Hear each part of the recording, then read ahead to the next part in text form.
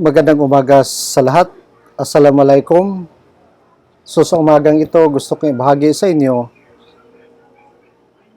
ang usapin hinggil sa panitikan, hinggil sa kahirapan.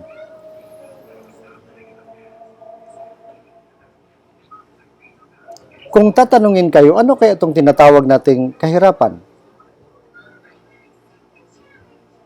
Sinasabi dito, magbigay ng mga salik o dahilan na nagpapatutuo sa pagiging mahirap ng isang tao. So mayroon pong 5 dito. Gusto ko itong sagutin ninyo at isubmit nyo sa akin through messenger, of course. Pagkatapos sa talakayang ito, madali lang man siguro a sentence, a statement, basta masasabi mo, may 5 na masasabi mo na isang tao ay mahirap. Or mahirap ang isang tao kung, so dudugtungan ninyo kung ano yung mga kasagutan ninyo. So ipagpatuloy natin kahit na magbigay tayo ng iba't ibang kahulugan ng kahirapan, so maaari pa rin kayo makapagbigay sa sarili ninyong opinion, sa sarili ninyong kuro-kuro. Dan ang kahirapan, ayon sa World Bank, ito ay kondisyon ng tao kung saan mayroon siyang kakulangan sa mga pangunahin, pangangailangan tulad ng pagkain at tubig. Kaakibat din dito ang kabiguan ng mga tao na makakain ng 3 beses sa isang araw. So ito yung kahulugan sa research ng World Bank.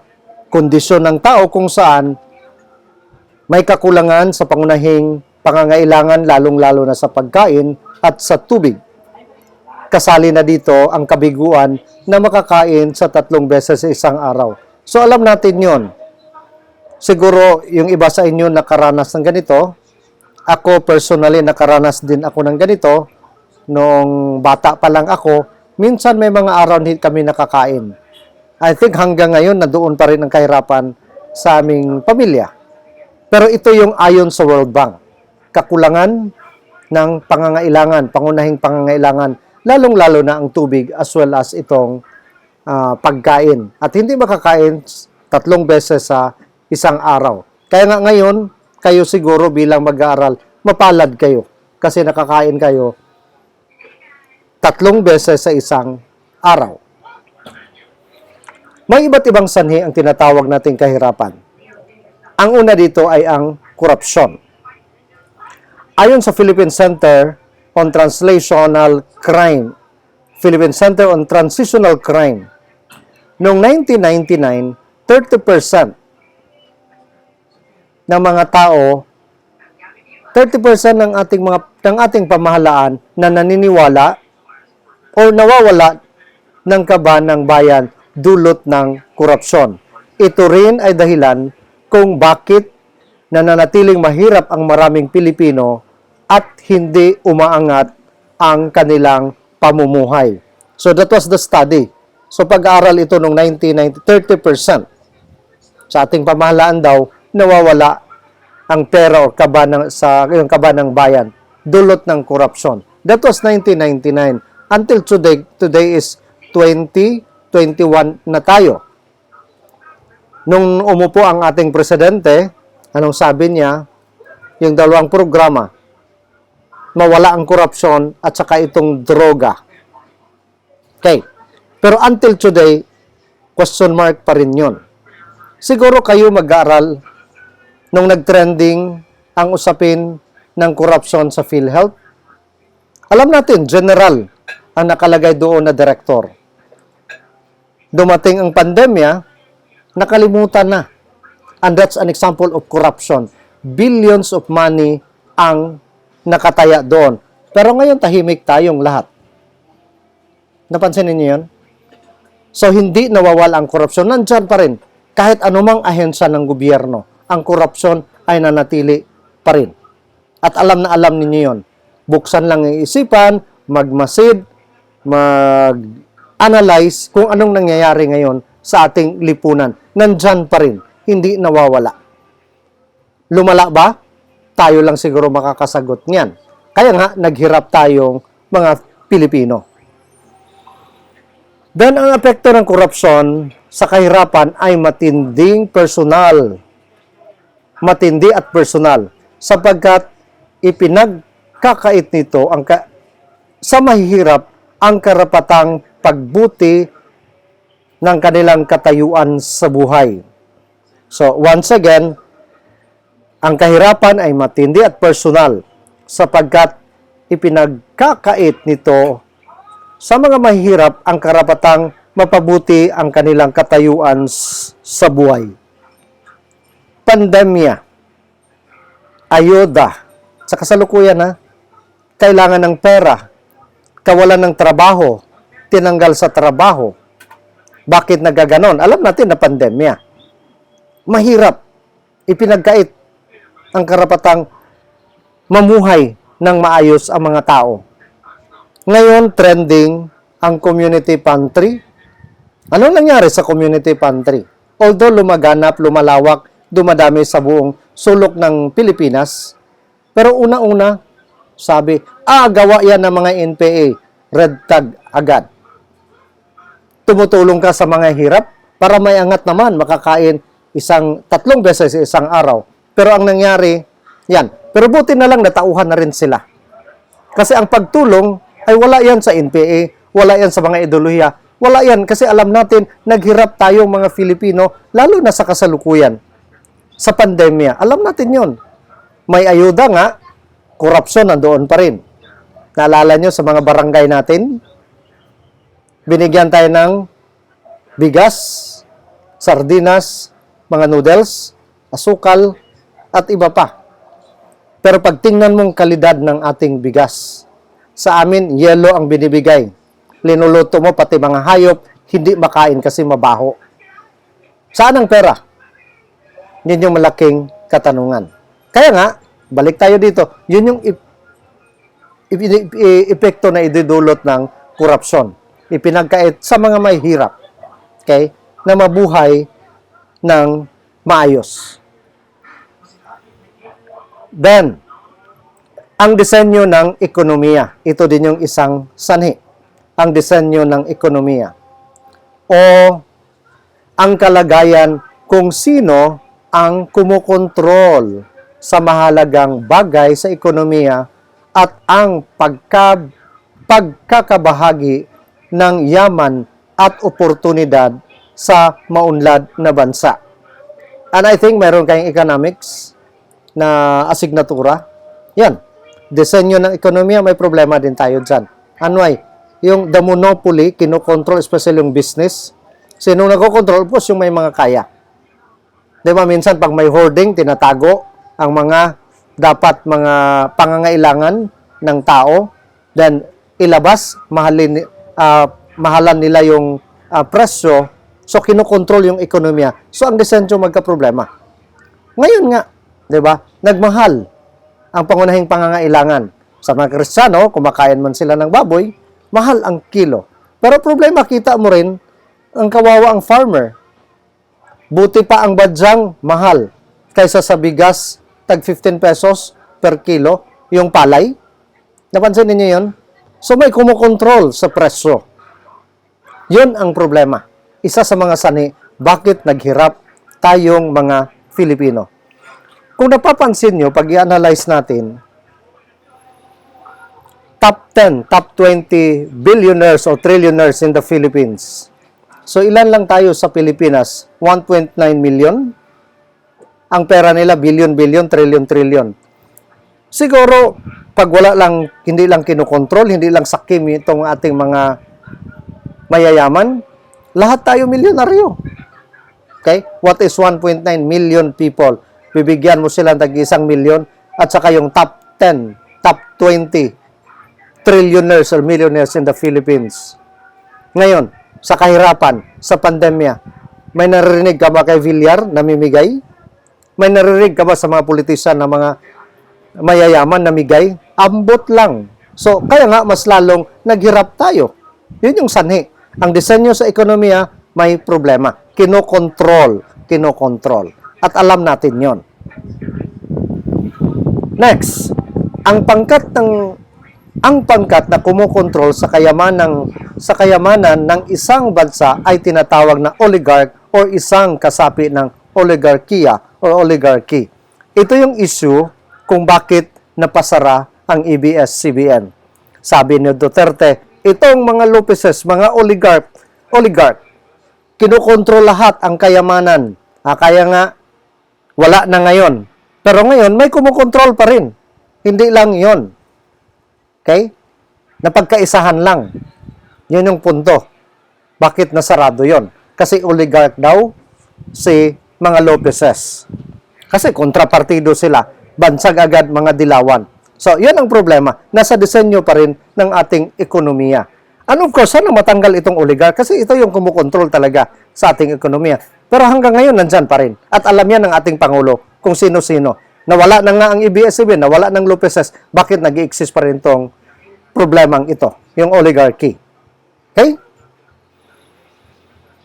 Then, ang oligarchy o oligarkiya ay isang kaayusan ng bansa kung saan ang kapangyarihan at kayamanan ay nakalagak sa maliliit na bilang ng mga tao.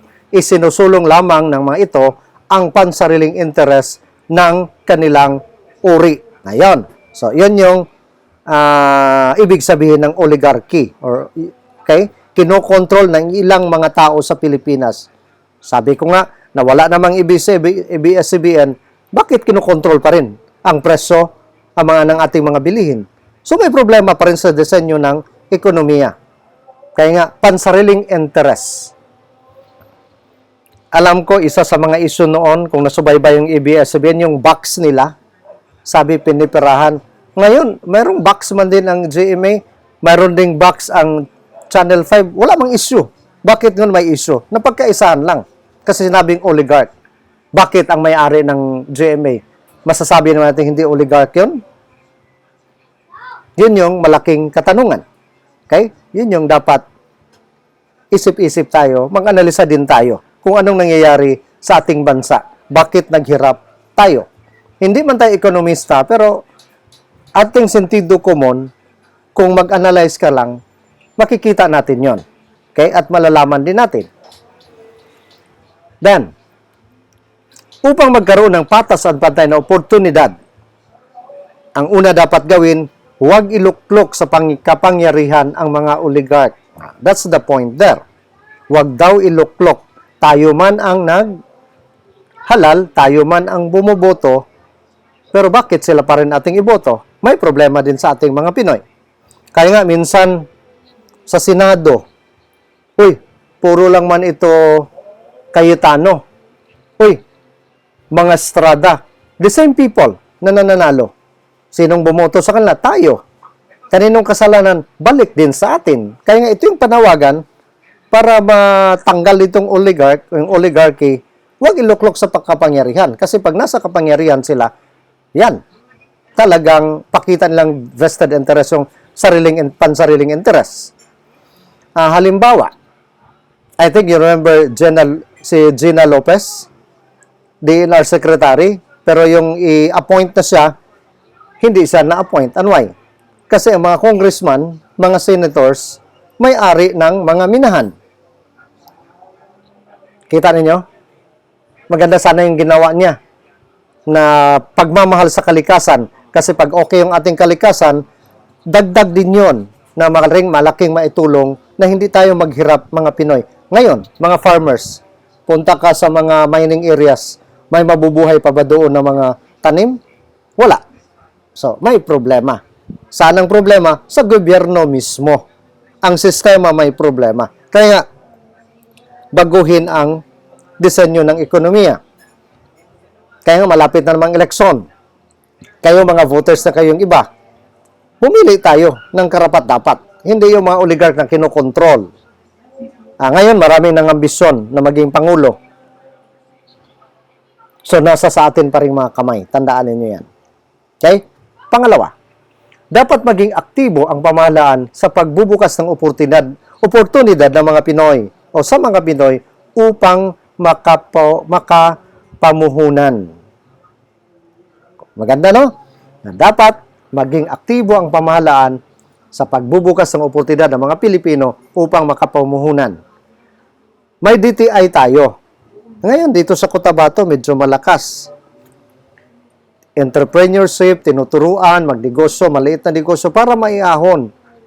Pero suma total, hindi nag-click. And bakit?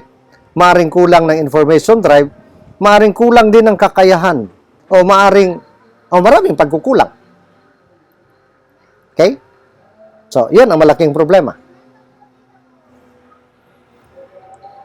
Another sanhi ng paghihirap. So, huwag kalimutan niya bakit naghirap tayo. Dahil sa disenyo ng ekonomiya. At yung una, ano ngayon? Dahil sa, kalimutan ninyo? Corruption. Take note. So, pangatlong salik, naghirap tayo dahil dito, mga sanhing ito, ang unemployment at saka underemployment. Unemployment at saka underemployment. Kaya nga, nag-aaral kayo, mag-aaral kayo ng mabuti para hindi kayo mabilong dito. Dapat employed kayong lahat.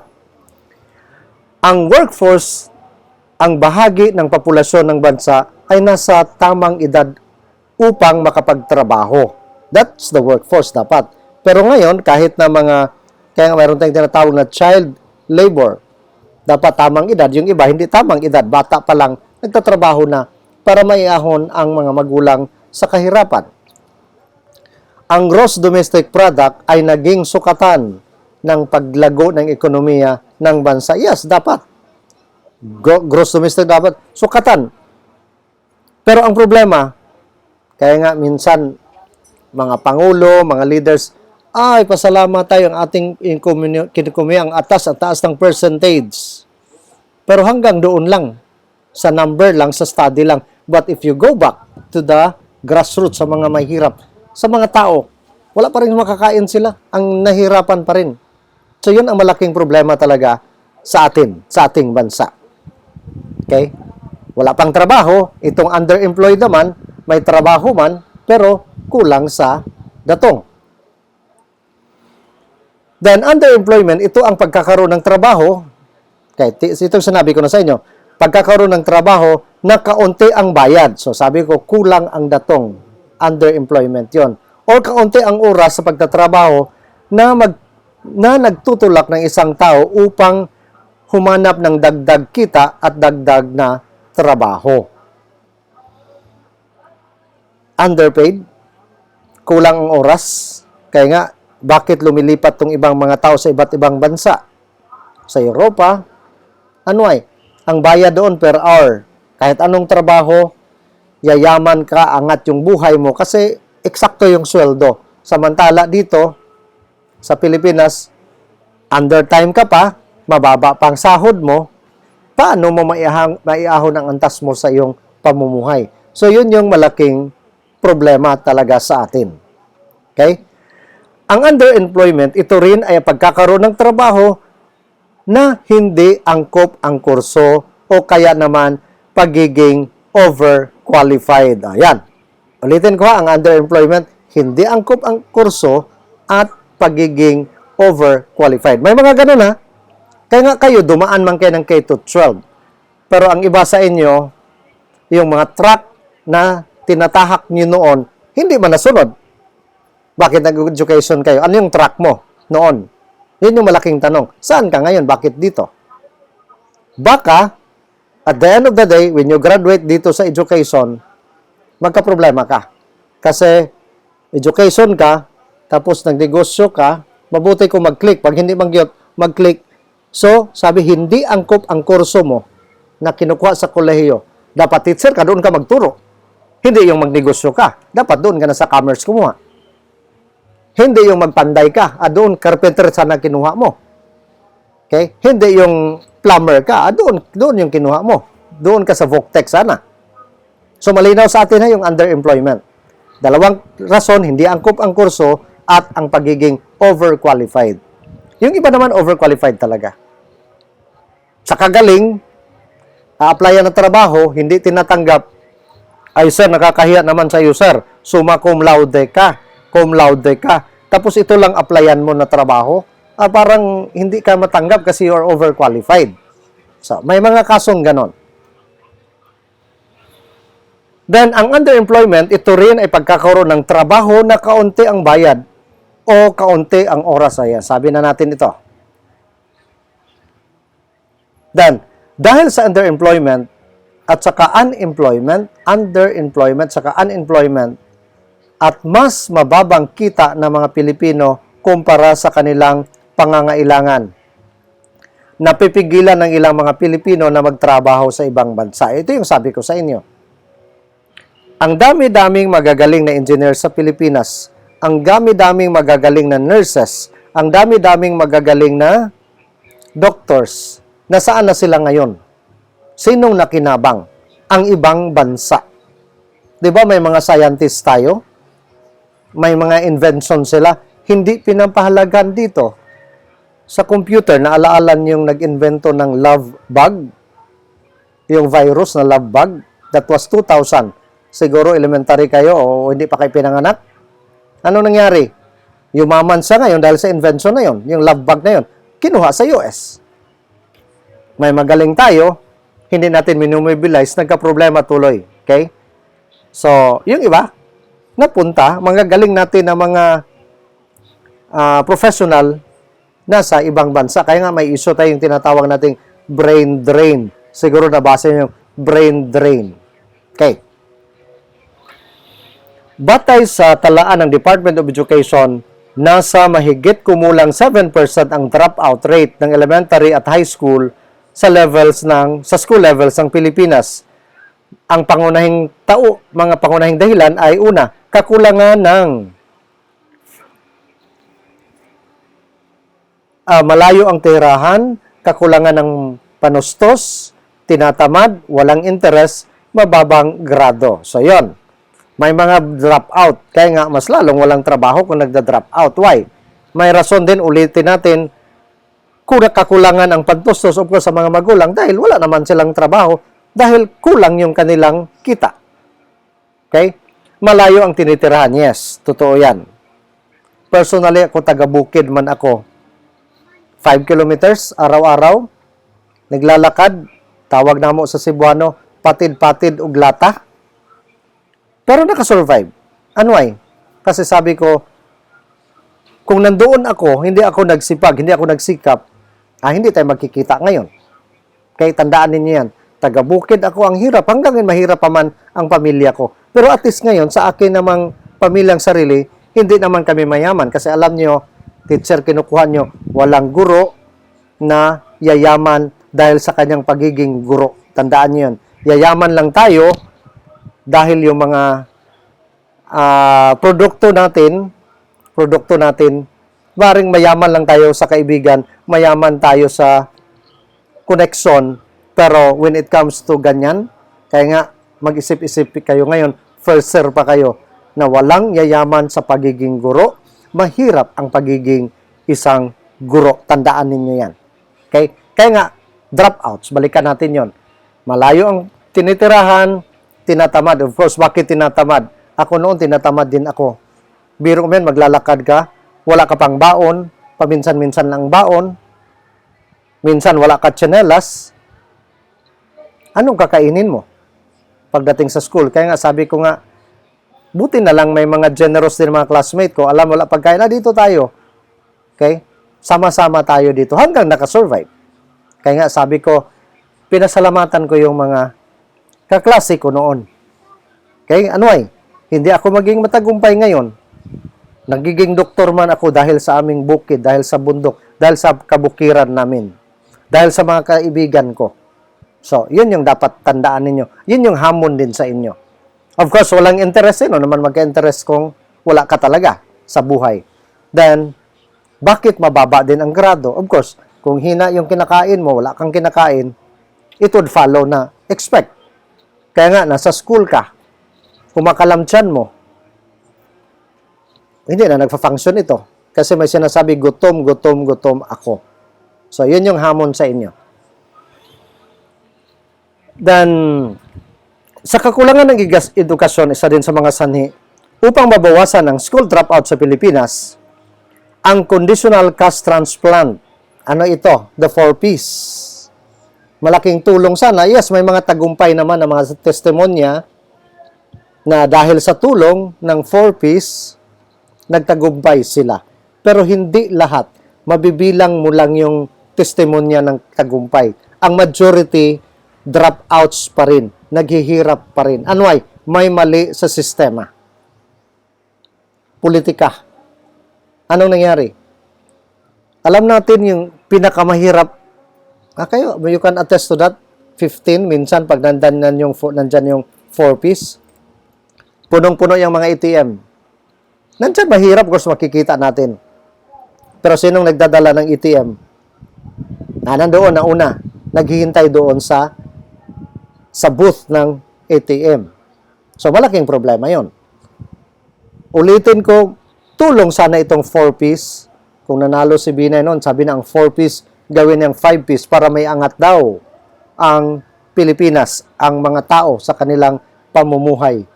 Ewan, kung totoo lang yon, baka bula-bula kung nanalo siya. Gawin daw niyang, naalala niyo, elementary, ganyan kami sa Makati. Gusto ko ang nangyari sa Makati, gawin ko sa buong Pilipinas, na naginip din si Binay noon. Then, itong conditional cash transplant, transfer program, ito ay ang pagbibigay para sa mga pinakamahirap na pamilya sa Pilipinas kapalit ng kondisyong kailangang matulungan ng ang mga pamilya. Ayun nga, ang ganda ng intention, but in reality, pabor-pabor din. Pag hindi ka pro-kapitan, pasensya ka, hindi ka talaga malista doon. Okay? Yan ang malaking problema. Then, isa sa mga sanhi itong paglaganap ng mga krimen. Sanhi ng kahirapan, paglaganap ng mga krimen. Ayon sa Ohio State University, ayon sa kanilang pag-aaral na may kaugnayan sa underemployment or unemployment at ang paglaganap ng krimen, ang dahilan kung bakit lumalaganap ang krimen ay tuwing tumataas ang unemployment rate ay dahil sa pagiging desperado ng mga taong nangangailangan ng panustos upang mabuhay. Ayon, ngayon, dapat ang government natin i-address nila itong underemployment kasi unemployed ka, wala kang trabaho, kailangan mong panustos, anong gawin mo? Mag-hold up na lang ako, mag-carnap na lang ako, mag-kidnap na lang ako. So, yun yung pinakapunto dyan. Sana malinaw yan sa atin. Bakit lumaganap din yung ating ang krimen sa Pilipinas? So may dapat kayong gawin, part of your assignment din, bumuo ng sariling diagram, pero hindi ko na yata ito ipapagawa sa inyo kasi yung unang first two presentation, may sinasabi na ko na i-submit ninyo yon. Ang taong mahirap kung, so kayo nang magdagdag a word, a sentence, a phrase, depende yan sa inyo. I-submit nyo na, huwag kalimutan yan. Kung matapos ka agad, you can submit. Huwag nang maghintay ng deadline. Okay? Mayroon ding individual na gawain, so hindi ko na ipapagawa dahil may pinapagawa naman ako yung una.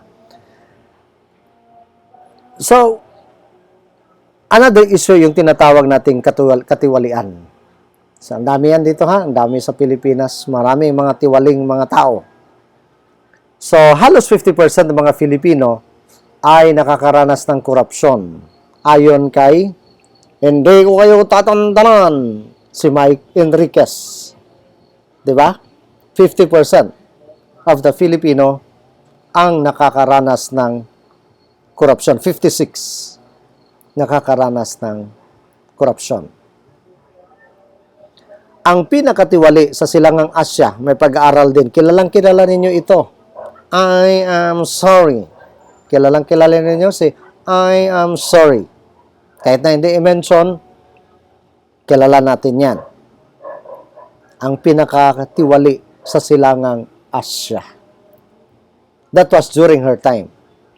Isa sa pinatiwala sa buong mundo, yan, ayon sa report ng Philippine Center for invest legal life journalism. So, may mga bar dyan. Tingnan nyo. Then, yan.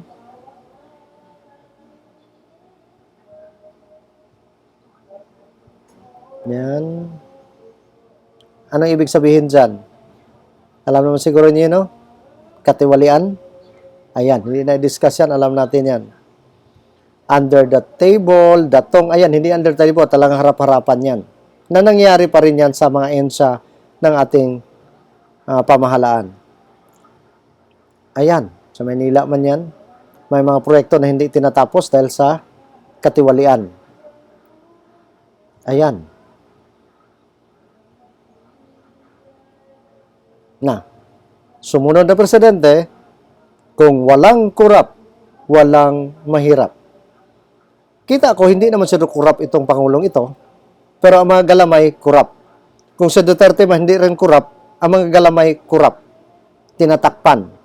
Kaya nga, nasaan na ang PhilHealth Director? Billion ang pinag-usapan doon. Pero tumahimik tayong lahat. Kasi takot tayo, baka maganyan tayo. Sino man tayo na magsasabi. Pero yon, katiwalian, korupsyon.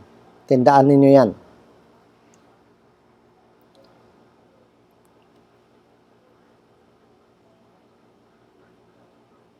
So with that, hanggang sa kasalukuyan, ito yan nga, subaybayan natin itong programa ni Presidente, Datukhang, at saka yung korupsyon. Ito yung talagang palaging sinasabi niya.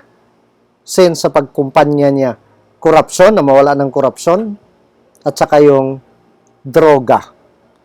War on drug, as well as the corruption. Ito yung palang binabanat niya. So, 2022, malapit na siya magtapos.